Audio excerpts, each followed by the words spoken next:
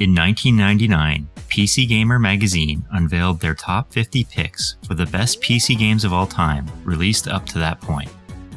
Greetings and welcome to the final video in the series where I've been counting down each pick, with today's video covering the top 5. If you're one of the 3 returning viewers, thank you. If you're new to the series, please check out the other videos on my channel for the picks from 50 to 6.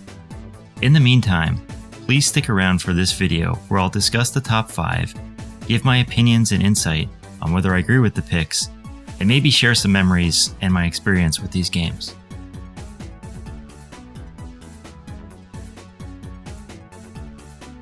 I now present to you the top 5 PC games of the 90s as chosen by PC Gamer magazine. Real quick before we get started, here is the list of games presented thus far.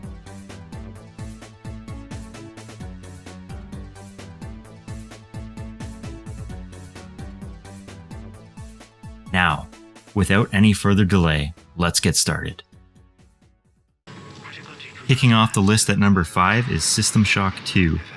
Though no longer widely celebrated, the original System Shock amazed critics and gamers fortunate enough to pick up the title with an immersive first-person blend of role-playing and adventure set in a distant future. Taking its design balance cues directly from the original game, System Shock 2 combines the best elements of first-person action with the depth and immersion of role-playing. Players can create a character that focuses abilities on weapons, technology, or mental abilities, lending tremendous variety and replay value. Each of the puzzles in the game contains multiple solutions to fit your character's sensibilities, and as you progress, you can upgrade their abilities to face the tougher trials ahead. The in-game atmosphere is second to none. It's the perfect crossover title. First-person fans will appreciate the extra depth, while role players will be sucked into a world more real and enveloping than anything they've experienced in more traditional RPGs. System Shock 2 took 3D gaming to new levels, and provided an experience so well crafted that it had the capacity to genuinely terrify. Don't play it with the lights off if you know what's good for you. This game definitely deserves to be in the top 5, and this pick has aged extremely well.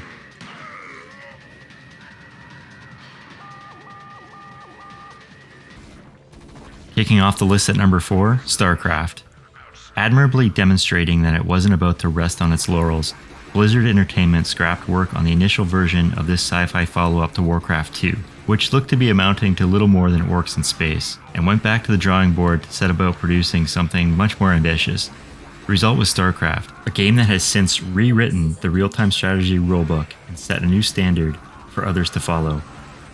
While previous RTS games had been limited to 2 races with generally similar units and tactics, Starcraft introduced 3 races that were radically disparate, not just in unit and structure types, but also in the methodology by which they build, explore, attack, and defend. More impressive still is the way in which these 3 races are almost perfectly balanced against one another, despite their vast differences. Each race has weaknesses that can be exploited by any other. The result is a tremendously varied experience in which a Protoss versus Protoss game requires the player to adopt a totally different philosophy and approach than, say, a Terran versus Zerg matchup. Starcraft also excelled with the best production design yet seen in this genre, coupled with the rich character and personality for which Blizzard has rightly become renowned. Every unit had its own unique voice and feel, from the gung-ho Marines and pyromanical Firebats to the chillingly sinister Dark Archons. When all wrapped up into one neat package, you've got, quite simply, the best real-time strategy game ever devised. Number 3, Quake 2. So I don't think listing Quake 2 in the number 3 slot has aged well. Hear me out. So basically in the write-up for this pick, the editors explained that it was Quake's ability to bring FPS shooters into a third dimension, that being multiplayer, that led to their decision of listing Quake this high, and that multiplayer would be the future of first-person shooters. This is true. They also explained that the single campaign was nothing special, also true.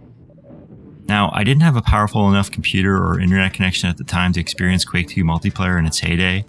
I'm being careful not to criticize it too harshly because I know how big it was for a short time and how it would influence multiplayer moving forward. Think Team Fortress. Now again, this ranking was published in November of 1999. The list must have been compiled at least a month or 2 before that.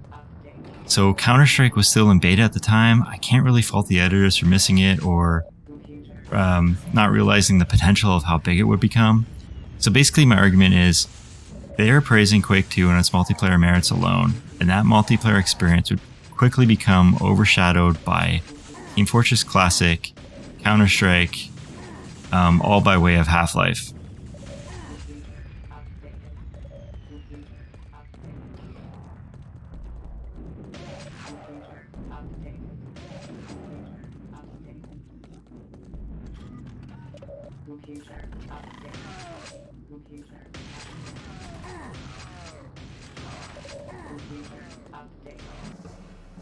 Number 2, Civilization 2. It's difficult to overstate the impact of Civilization and its brilliant sequel. Both set standards for grand-scale, turn-based strategy gaming that no other game has ever come close to matching. Players start off with control of a struggling tribe of hunter-gatherers at the dawn of organized society. Gradually tackling challenges like agriculture, government, and warfare, you steer the destiny of your civilization through the ages in a race with competing cultures. There's virtually no aspect of societal development that's not represented here, as you guide your civilization through the birthing pains of religious and social formation. You'll endure the transitional shocks from feudalism to democracy. You also must learn to master nature and technology, harnessing the knowledge of millennia into improvements for the human race, as well as for terrifying new weapons. Most amazingly, you have to deal with other societies in a race for supremacy, mirroring our own real-world's troubling history of progress coupled with bitter destruction. It's a powerful and absorbing gameplay experience, and a must for any serious gamer. Civ 2 remains simultaneously entertaining, educational, and, dare we say it, profound, and is certain to be recorded as one of the most important computer games of all time.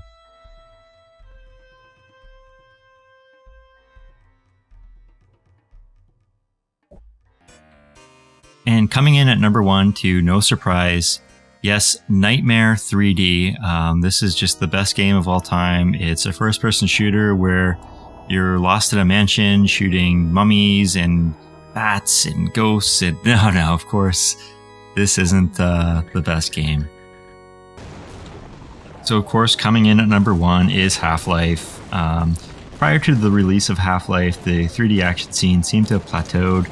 Genre masters id Software had announced an abandonment of the traditional single-player game to focus on multiplayer, while the competition seemed more interested in topping Quake 2's graphical achievements than attempting to move beyond the traditional and tired gameplay concepts of key hunting and switch pulling.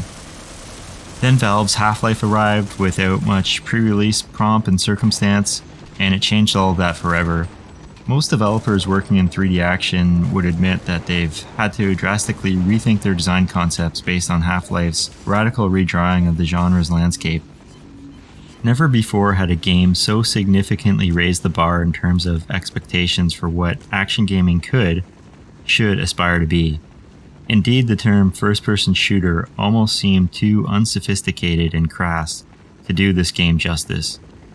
And you heard me mention in my Quake commentary about Team Fortress Classic and Counter-Strike. In the write-up for this, the editors hardly mention multiplayer at all. So, I mean, they're basically claiming this is the number 1 game in spite of what this game would become with regards to multiplayer and the modding scene with Team Fortress Classic, Counter-Strike, Day of Defeat, of course, especially Counter-Strike. Again, I can't really fault them for not mentioning this game as it was still in beta. So it was soon to be released and about to change, online multiplayer FPS forever.